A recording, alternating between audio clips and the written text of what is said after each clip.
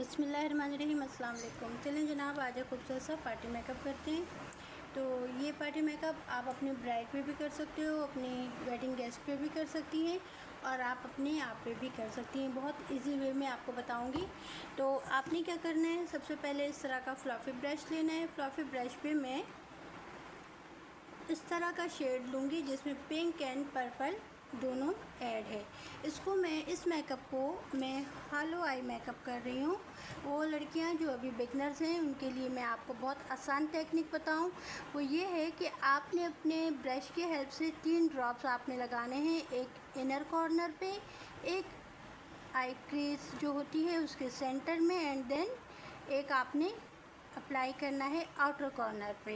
जब ये हम 3 डॉट्स लगा रहे होते हैं तो इन 3 डॉट्स को आपने जब एक साथ मर्ज करना है, यानी एक दूसरे से आपको इसे कनेक्ट करना है, तो ये आपका हालो आई मेकअप बनता है। ठीक है, तो आपने क्या करना है, सबसे पहले आपने इनर कॉर्नर से स्टार्ट करते हुए ये जो हमने क्रीज एरिया पे निशान लगाया था उसको हमने टच करना है, एंड देन उसे हमने आउटर कॉर्नर पे ले जाके उससे कनेक्ट कर देना है। ठीक है, अब आपने क्या करना है, अब अपनी ब्रश की हेल्प से ब्रश को आपने हमेशा बिल्कुल सेंटर से नहीं, आगे से नहीं पकड़ना है, सेंटर से नहीं, आपने लास्ट से पकड़ना है। ठीक है, एंड देन आपने इसकी एप्लीकेशन कर देनी है।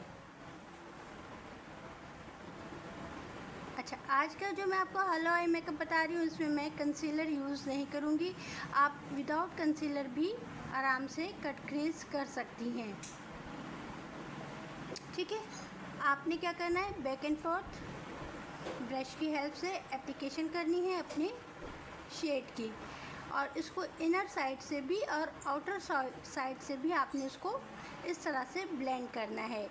आपके ब्रश की जो होनी चाहिए होल्डिंग बिल्कुल लास्ट में होनी चाहिए, ताकि आपकी फिंगर्स का, आपके हाथों का प्रेशर ना पड़े और ये बहुत लाइट वे में अप्लाई हो जाए। ठीक है, ये हो गया। अब हमने क्या करना है, ये जो सेंटर में हमारा आई बॉल एरिया पे जो हमारा एरिया मिड है, मिड एरिया हम इसे कहते हैं, आई बॉल एरिया भी कहते हैं, इस पर मैंने ये बिल्कुल लाइट सा ऑरेंज शेड अप्लाई कर दिया। ठीक है, लाइट सा ऑरेंज शेड अप्लाई करने की रीज़न ये है क्योंकि मुझे इस पर अप्लाई करना है गोल्डन शेड। तो आपने इस शेड की हेल्प से इसकी बेस बना दी। ठीक है, अब जैसे जैसे हम इसे अप्लाई करेंगे हमारे इनर कॉर्नर और आउटर कॉर्नर पे हालो आइज बनती जाएगी। अगर आप बिगनर हो तो आप इसकी प्रैक्टिस कर लो बार बार, अदरवाइज़ ये बहुत इजी मेकअप होता है और देखने में भी बहुत अच्छा होता है। अगर आप बिगनर हो तो आपने टेप की एप्लीकेशन करनी है ताकि आपका लाइनर बहुत शार्प सा बन जाए। ठीक है, अब क्या किया, इसको इस पर मैंने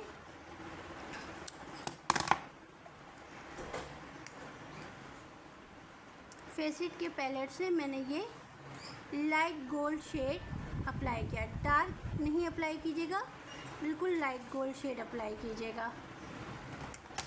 अच्छा, डिपेंड करता है कि आपके आउटफिट का क्या कलर है, आउटफिट के कलर से आपने उसको मैच करना है। ठीक है, आप चूँकि ये जनाब वो है मेटालिक शेड है तो मैं इसकी एप्लीकेशन अपनी फिंगर से करूँगी ताकि फिंगर की हीट से आपका ये जो शेड है और ज़्यादा उभर के आएगा। ठीक है, आपने देखा मैंने कंसीलर यूज़ नहीं किया, विदाउट कंसीलर भी आपका कितना बेहतरीन आराम से हालो आइज बन गया।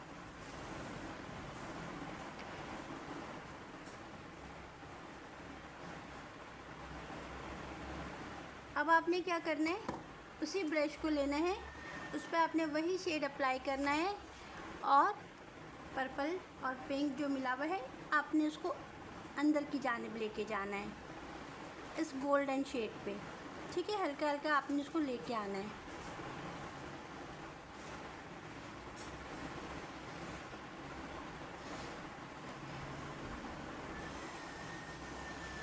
एंड देन आपने इस तरह का कोई लिक्विड लाइनर ले लेना है गोल्डन पे है। अगेन मैं आपको बता रही हूँ, आपकी आउटफिट के मुताबिक होना चाहिए, आपका कोई सा भी मेटालिक शेड हो या ग्लिटर हो। अब इसे मैं सेंटर में, क्योंकि ये प्रेस ग्लिटर है तो इसमें मुझे किसी भी तरह की सिलर की नीड नहीं है। अगर आपका ये आप इस तरह से अगर ड्राई लगा रहे हो, जो कि बिल्कुल भी आपके लिए वो नहीं हो, मुनासिब नहीं हो कि आप उसे ऐसे ही लगाओ, क्योंकि फिर वो आँखों में झड़ने लगेगा और आपका मेकअप भी ख़राब होगा। ठीक है, इसके बाद हमने क्या करना है, लाइनर की एप्लीकेशन करनी है। जब तक ये ड्राई हो रहा है आपने क्या करना है, लाइनर की एप्लीकेशन करनी है। लाइनर के लिए मैं ये 0 नंबर का ब्रश यूज़ कर रही हूँ और ये जेल लाइनर यूज़ कर रही हूँ। ठीक है, जेल लाइनर को आपने अपने ब्रश पे पिक किया, एक्स्ट्रा आपने इसको इस तरह से हटा दिया एंड देन आपने अच्छे से लाइनर लगाना है। लाइनर आपको मैं फिर बता दूं, हमेशा मिड से अप्लाई किया करो, क्योंकि जब आप स्टार्ट अगर आप इनर कॉर्नर से करोगे ना तो बहुत मोटा सा लग जाएगा और आपका मेकअप बहुत गंदा लगेगा।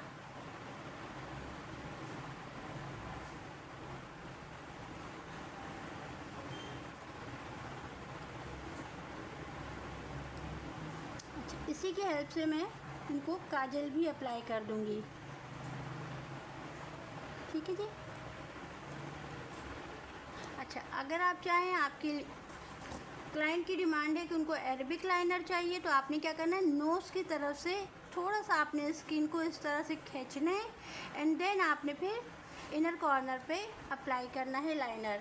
ठीक है, क्योंकि ये डमी है, मेरे से स्किन इसकी नहीं है, मैं इसे खींच नहीं सकती। और जब हम आई मेकअप करें ना तो इस तरह से आईब्रो का जो आर्च का एरिया होता है, इस एरिया से आपने अपनी क्लाइंट की स्किन को ऊपर की जानिब उठाना है।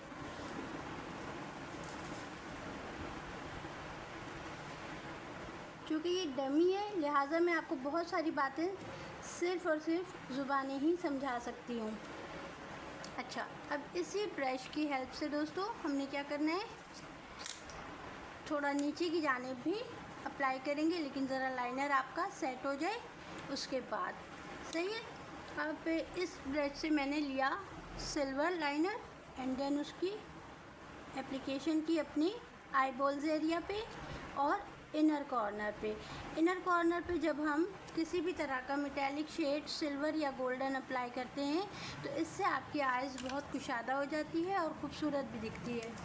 ठीक है, अब आपने क्या करना है, अपने लाइनर को मज़ीद सेट करना है आउटर कॉर्नर पे एंड देन आपने टेप को रिमूव कर देना है। ये देखें कितना शार्प आपका आईलाइनर हो गया।